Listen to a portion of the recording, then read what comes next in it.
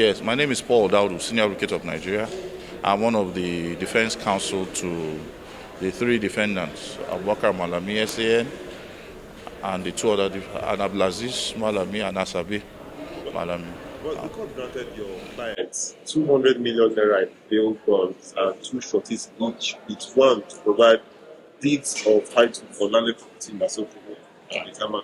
Yes. How would you react to that? Well, we'll try our best. That's the order of the court. Initially, it was covered by only Asokoro, but we made an appeal to the judge to expand the coast to accommodate also Maitama in the event. But we are working hard to ensure that we perfect their bail, and that's what we're doing now. We're hopeful we'll be able to meet up with those terms. Are we right to say that before the end of today? We don't know. It depends on what we're able to do administratively.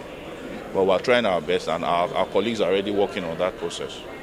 So yeah, that's it. We are grateful. The bail application was not opposed by the prosecution counsel, and the court, in her wisdom, granted the application for bail, and we start processing the bail application.